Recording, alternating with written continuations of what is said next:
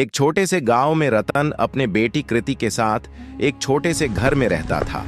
रतन बहुत गरीब कर अपना गुजर बसर करता था। रतन बहुत बूढ़ा हो चुका था।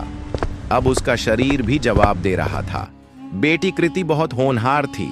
वह घर में ही बच्चों को पढ़ाती थी, जिससे वह अपने घर के लिए थोड़े बहुत पैसे जोड़कर अपने पिता का मदद करती थी।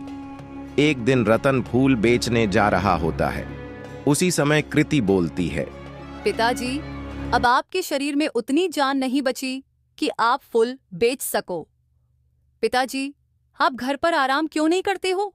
बेटी, कृति में आराम कैसे कर सकता हूं? अगर मैं ही आराम करने लगूंगा तो घर कैसे चलेगा? और फिर तुम्हारी शादी भी तो करनी है। फिर साहूकार के भी तो पैसे देने हैं। तुम नहीं जानती बेटी, ओ बहुत बेरहम इंसान है जो यहां कभी भी पैसे मांगने आ सकता है। पिताजी, आप फिक्र मत करो। आज से हम और मेहनत करके उसे साहूकार की पूरी पैसे लौटा दूंगी। बेटी की बात सुनकर रतन मन ही मन बहुत खुश होता है।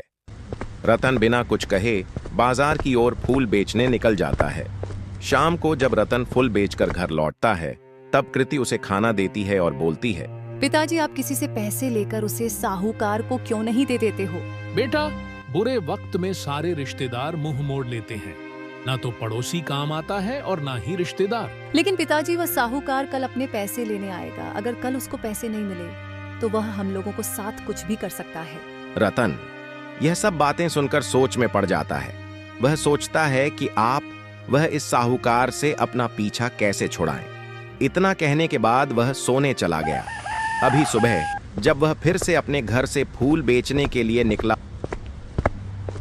निकला हुआ फूल बेचकर आ रहा था कि रास्ते में उसे दो युवक मिले और बोले, अरे चाचा, कहाँ जा रहे हो? अरे बेटा, मैं घर जा रहा हूँ। युवक बोला, चाचा, तुम्हारे पास जितने भी धन को चुपचाप मुझे दे दो, वरना ठीक नहीं होगा।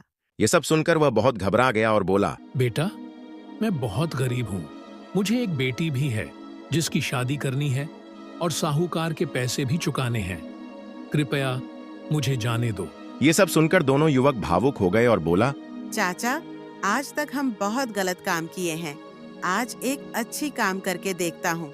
शायद भगवान मेरी सारी गलतियाँ माफ कर दे। इतना बोलकर युवक ने पैसे से भरा पोटली रतन को दिया और बोलता है, चाचा, शाम हो गया है, कुछ देर में रात हो जाएगा। इससे पहले आप घर चले जाओ। रतन मन ही मन मुस्कुराता है और खुशी खुशी अपने घर की ओर रवाना हो जाता है। जब वह घर पर जाकर आराम से सो जाता है, तभी उसके घर चोर आ जाता है और सारे पैसे लेकर चला जाता है। अगली सुबह जब वह उठना है और उसे अपनी पोटली नजर नहीं आती, तो वह बहुत घबरा जाता है और बोलता है, भगवान, ये आपने क्या किया? बरसों बाद खुशी मिली थी, आपने उसे भी छीन लिया। उधर चोर अपने घर पर खुश हो रहा था और अपनी पत्नी को बोल रहा था, देखो, तुम मुझे हमेशा निकम्मा, बेकार और न जाने क्या क्या बोलती थी। यह देखो मैं आज क्या लाया हूँ, पैसे से भरा पोटली। इससे तो हम लोगों का 1 साल तक आराम से गुजर बसर हो जाएगा। उसकी पत्नी उससे पूछती है, आप ये पैसे से भरी पोटली इतनी जल्दी कैसे लाएं? चोर बोला, हे भगवान, ये बार बार सवाल पूछना कब बंद करोगी तुम? हाँ, ये मैं पैसे चुरा कर लाया हूँ। उसने अपनी पत्नी को सारी बातें बता दिया। उसकी पत्नी बहुत ईमानदार थे। वह उससे बोलती है, अब आप चोरी चकारी भी करने लग गए। न जाने वह बूढ़ा आदमी किस हाल में होगा, न जाने वह किस पैसों को किस काम में उपयोग करेंगे, और आप उसी पैसे को चुरा कर ले आए। हमें किसी के खून के पैसे नहीं चाहिए। आप अभी जाइए और उस आदमी का पैसा लौटा कर आइए। अगर मैं उस आदमी को पैसे लौटाने गया तो सभी मुझे पकड़कर जेल में डाल देंगे। तुम कैसे बेवकूफ हो जैसी बोल रही हो। मुझे भूखे रहना पसंद है, लेकिन मैं चोरी के पैसे से अपना पेट नहीं भर सकती हूँ। ठीक है महारानी, मुझे पता है तुम नहीं मानोगे। इतना बोलकर वह पैसे देने चला गया। रास्ते में जाते हुए वह बूढ़ा आदमी एक पेड़ के नीचे बैठा हुआ था, जो काफी उदास लग रहा था। कर उसे पहचान गया और बोला, अरे यह तो वही बूढ़ा आदमी है जिसके घर से मैं पैसे की पोटली चुरा कर लाया था। बेचारा कितना उदास लग रहा है। सही कहती है, मेरी पत्नी किसी की खुशी छीनकर कोई कभी खुश नहीं हो सकता। इतना बोलने के बाद चोर उस आदमी के पास गया और बोला, क्या हुआ चाचा, आप बहुत उदास लग रहे हो। तुम कौन हो पहले कभी मैं तुम्हें इस गांव में नहीं देखा। चाचा जी, मैं इस गांव का नहीं हूँ, मैं पास के गांव में रहता हूँ। बोलो इधर क्यों आए हो? चाचा, आप जिसके वजह से उदास हो उसका जिम्मेदार मैं ही हूँ। वह कैसे? जी हाँ चाचा जी, आपके घर से जो पैसे की पोटली चोरी हुई थी वह मैं ही चुराया था।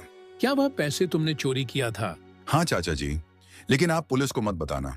मुझे अपनी गलती का पछतावा है और मैं कसम खाता हूँ कि कभी भी चोरी नहीं करूंगा। और वह सारे पैसे उस बूढ़े आदमी को दे दिए हैं।